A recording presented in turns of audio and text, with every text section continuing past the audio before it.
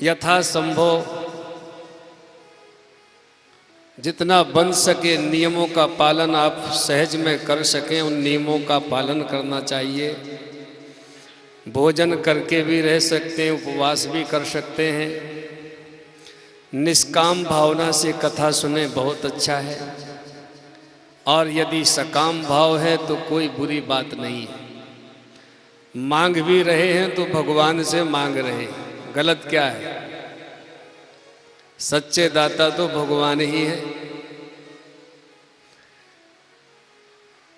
सच्चा देने वाला वो है जिसके स्वयं की कामनाएं पूर्ण हो गई हों। तो ये बात तो मनुष्य में दिखती नहीं। मनुष्य तो जहाँ तक पहुँचा वहाँ के बाद उसे लगता अभी मैं कहीं पीछे हूँ। तो भगवान से मांगे, सकाम भाव से भी कथा सुने तो कोई हर्ज नहीं है। यहाँ सौनकादि ऋषियों ने सूत जी से प्रश्न किया है। उन्होंने कहा, महाराज कलयुग के मनुष्य देहात्म दृष्टयो मूढ़ाः, देहात्मवादी हो जाएंगे। देहात्मवादी का मतलब है उनके लिए जो कुछ है शरीर है।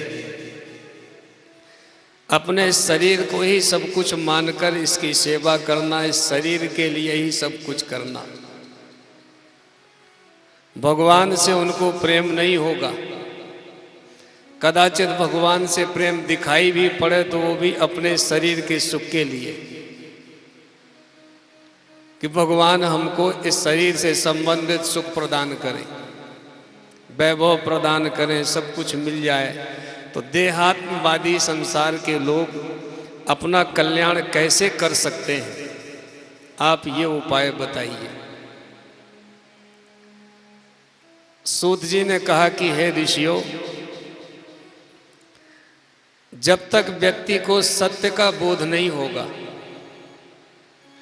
संसार में दो ही चीजें हैं, एक है सत्य और दूसरा है असत्य। सत्य और असत्य के अतिरिक्त तीसरा कुछ है ही नहीं। सत्य माने परमात्मा और सत्य माने हमारी आपकी आत्मा। आत्मा सो परमात्मा, ये हो गया सत्य। और असत्य क्या है? हमारा आपका शरीर, ये सारा संसार, जो कुछ दिख रहा है, जो बनता है, बिगड़ता है, जन्म लेता है, मरता है, जलता है, बुझता है, जो कुछ आप देख रहे हो ये सब असत्य है। परमात्मा सत्य है और संसार असत्य है। जब तक व्यक्ति सत्य को नहीं जानेगा, सत्य से प्रेम तो तब करेगा ना जब जानेगा। जाने बिन न होई प्रतीति, बिन प्रतीति होई नहीं प्रीति, अप्रीति बिना नहीं भगति दृढ़ाई। लोग कहें कि हमें भगवान से प्रेम है, प्रेम तो तब सिद्ध होगा ना जब आप पहले भगवान को जानते भी हो, क्योंकि जानोगे नहीं, देखोगे नहीं तो प्रेम कैसे होगा? गोस्वामी जी लिखते हैं, संभव नहीं है। बगैर प्रेम के भक्ति नहीं हो सकती, प्रीति बिना नहीं भगति दृढ़ाई। तो परमात्मा की भक्ति करना है, उसके लिए प्रेम चाहिए। प्रेम तब कर पाओगे जब परमात्मा को समझ सको, सत्य को जान सको, देख सको। इसके लिए सत्संग है। जब तक हम सत्य को नहीं जानेंगे, सीधी सीधी बात है, बच्चा जब तक किसी वस्तु की महिमा को नहीं जानता, उसके लिए उसका कोई महत्व नहीं है। बच्चे के हाथ में हीरा रख दो या कांच का टुकड़ा रख दो, बच्चे के हाथ में 1000 का नोट रख दो या कागज रख दो, उसके लिए दोनों बराबर है। क्यों? वो दोनों के विषय में अपरिचित है। नहीं जानता नोट की महिमा है, महत्व है। जानता नहीं है इसलिए उसे उस नोट से प्रेम भी नहीं है, और हम लोगों को उसका महत्व पता है, इसलिए अपना खोने नहीं देते और दूसरे का मिल जाए तो छोड़ते नहीं। बोलो शंकर भगवान की जय। महत्व पता है, कैसे भी मिले, कहीं से भी मिले, क्योंकि उसका महत्व जानते हैं। जब तक जानेंगे नहीं तब तक मानेंगे नहीं, जाने सो माने। तो हम आपको बता रहे थे कि सूत जी महाराज ने शौनकादि ऋषियों से कहा कि यदि किसी व्यक्ति को, मनुष्य को अपना दुख मिटाना हो तो उसे सत्य को जानना ही पड़ेगा। बगैर सत्य के जाने कभी कोई व्यक्ति हमेशा के लिए सुखी नहीं हो सकता। सत्य जान लेने से व्यक्ति, देखिए, देश, काल और वस्तु, इन तीन जगह हम चाहते हैं हमें सुख मिले। हम चाहते हैं जिस देश में हम रहें, बैठें, उठें, चलें, फिरें, उस देश में हमको सुख मिले। हम चाहते हैं जिस काल में हमारा जीवन चल रहा है, उस काल में, उस समय में कभी दुखी न हो। हम चाहते हैं कि जिन वस्तुओं से हमारा संबंध है या नहीं है, उन वस्तुओं से भी हमें कभी कोई दुख न मिले। ना हम किसी देश में दुख चाहते हैं, ना किसी वस्तु से दुख चाहते हैं, ना किसी काल में दुखी होना चाहते हैं। अब ऐसा सुख कब मिलेगा? जब हम हर देश में, हर काल में, हर वस्तु में रहने वाले परमात्मा से प्रेम करेंगे। हर देश, काल, वस्तु में विद्यमान जो परमात्मा है, आप रामायण पढ़ते हो, जड़ चेतनमय जीव जग सकल राममय। राममय, मय का अर्थ जानते हैं आप? जैसे आपके हाथ में सोने की अंगूठी हो तो वो स्वर्णमय है, माने सोना ही है, उसके बाहर भीतर सोना है अंगूठी में, और कुछ नहीं। ऐसे ही संसार का जड़ चेतनात्मक जितना पदार्थ है सब राममय है।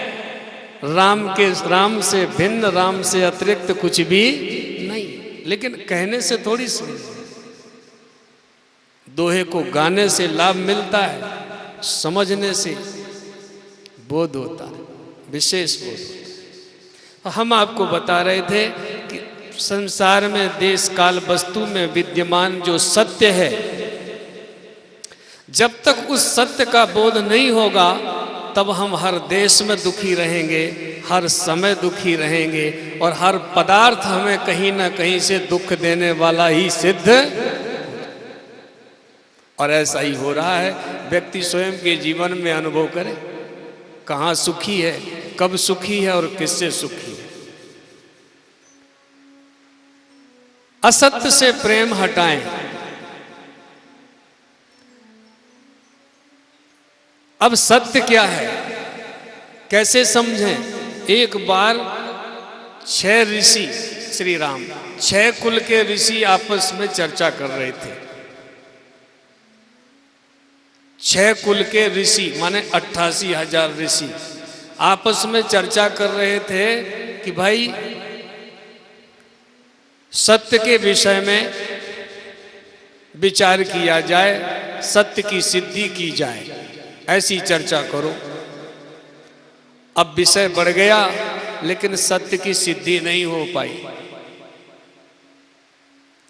किसी ने कहा पंच महाभूत सत्य है, किसी ने कहा पंच महाभूतों की माया, माता, माया माने पंच महाभूत, आकाश, वायु, जल, तेज, पृथ्वी को उत्पन्न करने वाली माया से सत्य है।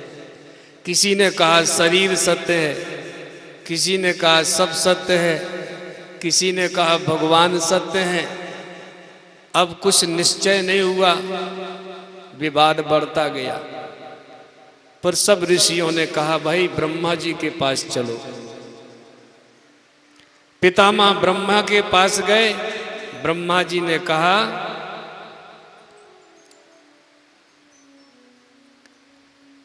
सत्य वो है जहां वाणी की पहुंच नहीं है।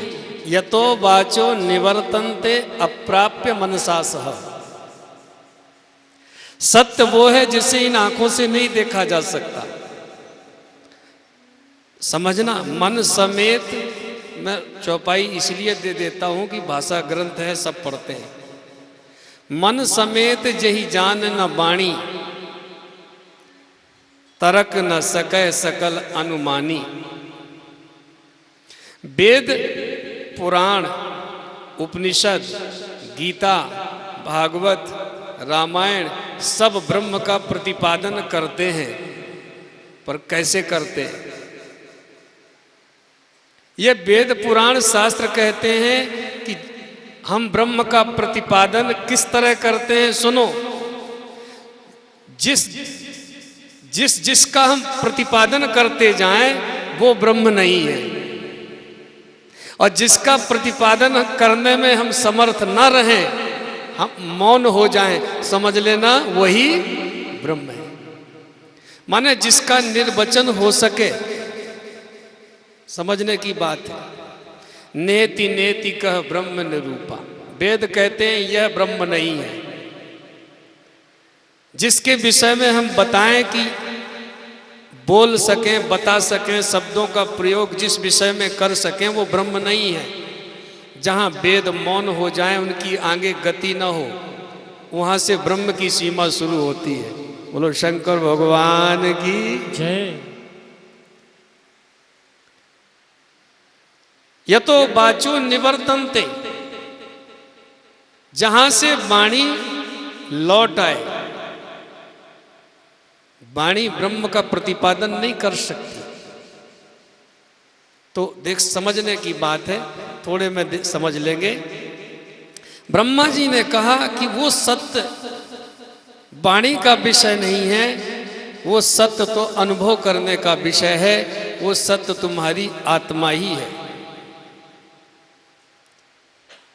वो परमात्मा है, तुम्हारी आत्मा रूप से तुम्हारे हृदय में है, लेकिन ऐसे नहीं मिलेगा। तुम्हें उस सत्य के सगुण साकार रूप की उपासना करनी पड़ेगी। बोलो शंकर भगवान की जय। वो जो परम सत्य है वो सगुण साकार रूप धारण करता है। जैसे उन्होंने शिव जी का रूप धारण किया। अब ये शिव पुराण है।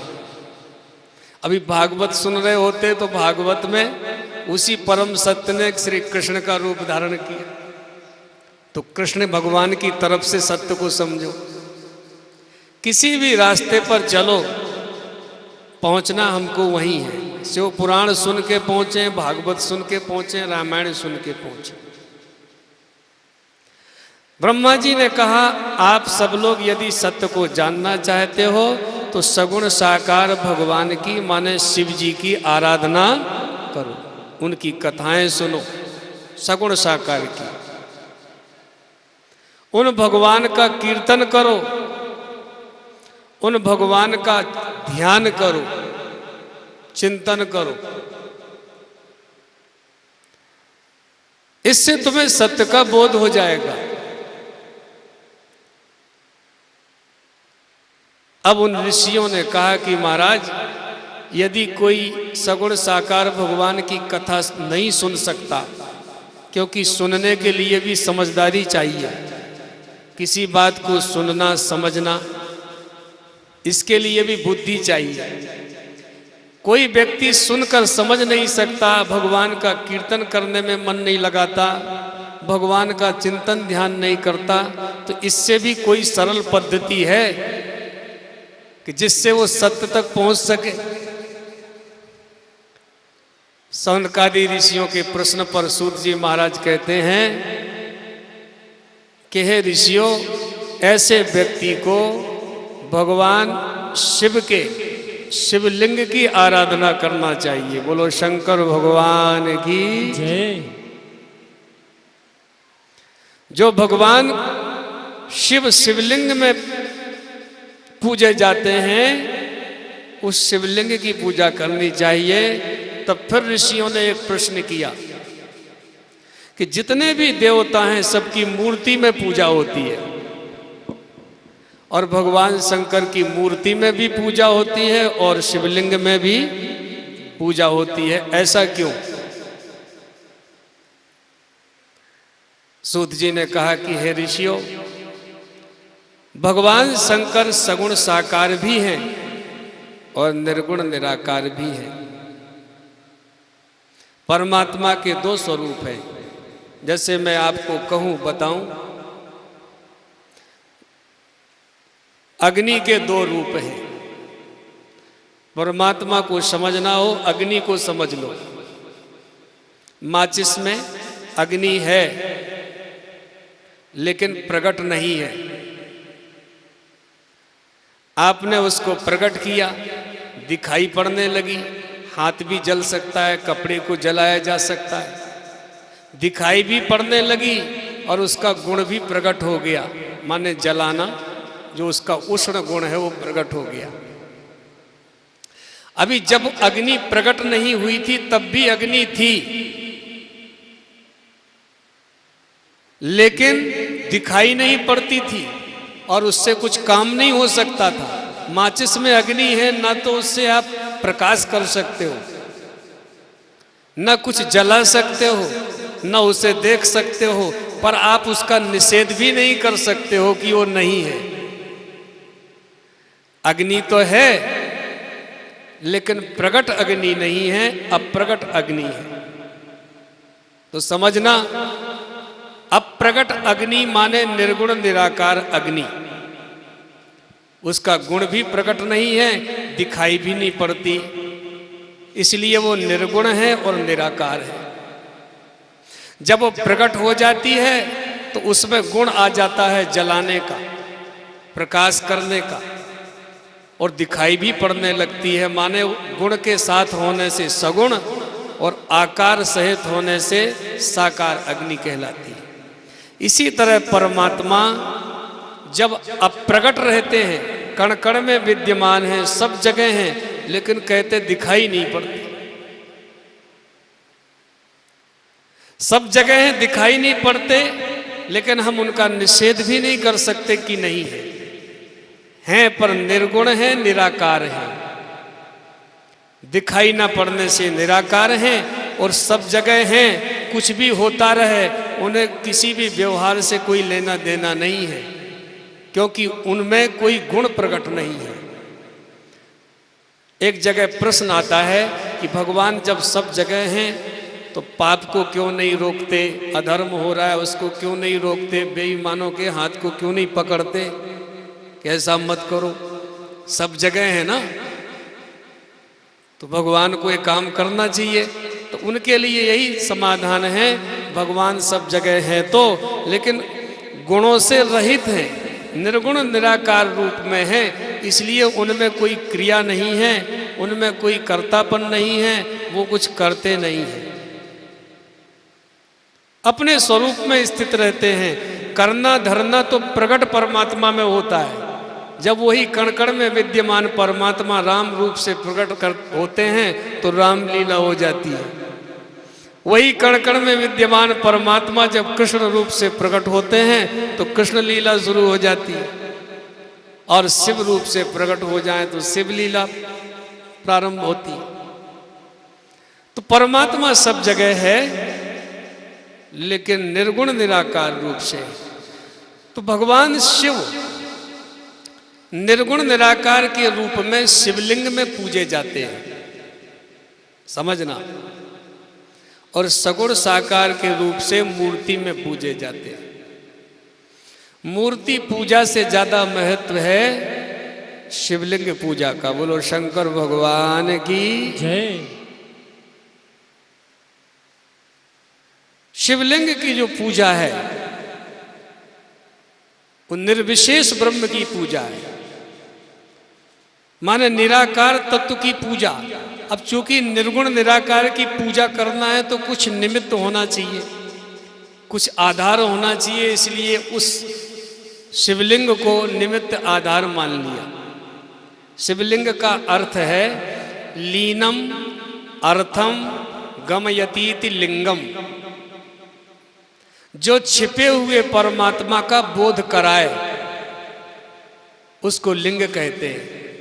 जैसे आपके सामने पहाड़ है, उस पर पेड़ लगे हुए हैं, पहाड़ के अंदर पेड़ों के आसपास कहीं आग जल रही है, आप यहाँ से नहीं देख सकते, लेकिन ऊपर निकलने वाले धुएं को देख के आपने समझ लिया कि वहां अग्नि है।